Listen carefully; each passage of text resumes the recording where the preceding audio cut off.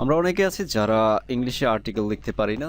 তো আজকের ভিডিওতে আমি আপনাদের শেখাবো কিভাবে আমরা অন্যের আর্টিকেল নিজের করে ব্যবহার করতে পারি। তো চলুন শুরু করা যাক আজকের ভিডিওটি। প্রথমে আমরা একটা ওয়েবসাইট থেকে আর্টিকেল কপি করব। আচ্ছা, আমি এইটুকু একটু কপি করে নিচ্ছি এখান থেকে। এরপর আমরা small.seotools.com ওয়েবসাইটে এসে প্লাগিনিজমটা চেক করে নিব এই আর্টিকেলটুকুর। দেখি এখানে ক্যাপচাটা পূরণ করে আমরা চেক প্লাগিনিজমে ক্লিক করব। এই যে একটু অপেক্ষা করার পর আপনার এখানে রেজাল্ট চলে আসবে, এটা আপনার কত পার্সেন্ট প্লাগিনিজম। সো এখানে দেখতেই পাচ্ছেন আপনার এখানে প্লাগিনিজম হচ্ছে 100%, তার মানে এটা হচ্ছে 100% কপি করা। তো আমরা এটাকে একটু রিরাইট করব, রিরাইট করে আমরা 100% ইউনিক করে নিব। তো এটাকে রিরাইট করার জন্য আমরা যে কাজটা করতে পারি, আমরা একটা ওয়েবসাইট আসবো। ওয়েবসাইটটা হচ্ছে plagiarism-remover.com। আমার কাছে মনে হয়েছে এটা সবচাইতে আপনার বেস্ট ওয়েবসাইট আর্টিকেল রিরাইট করার জন্য। এরকম আরও অনেক ওয়েবসাইট আছে, আমি অনেকগুলো চেক করেছি। তো এটা হচ্ছে আপনার রিরাইটটা খুব ভালো হয়। তো এই ওয়েবসাইটটা আপনারা ইউজ করতে পারেন, plagiarism-remover.com। এই ওয়েবসাইটের লিঙ্ক আমি ডেসক্রিপশনে দিয়ে দেবো। তো যাই হোক, আমি এখানে এই আর্টিকেলটুকু কপি করে এখানে পেস্ট করে দিব।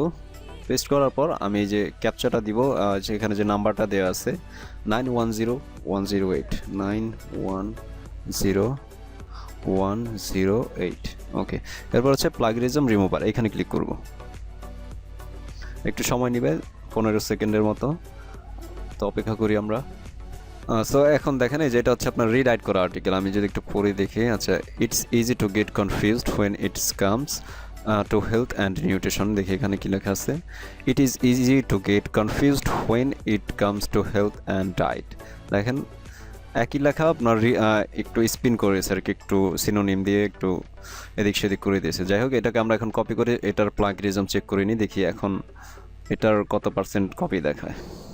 আচ্ছা, আবারও same, I am not a robot, check plagiarism. একটু লোডিং নিবে, আমরা আবারও একটু অপেক্ষা করি।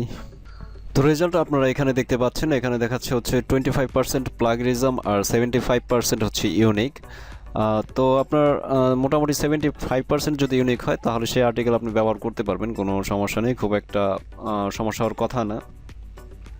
আর যদি আপনার 100% ইউনিক দরকার হয় সেক্ষেত্রে আপনি আবারও এটাকে কপি করে দেন হচ্ছে আবারও স্পিন করবেন, ঠিক আছে? তাহলে হয়তো তাহলে আপনি 100% ইউনিক আর্টিকেল পেয়ে যাবেন এই ওয়েবসাইট থেকে।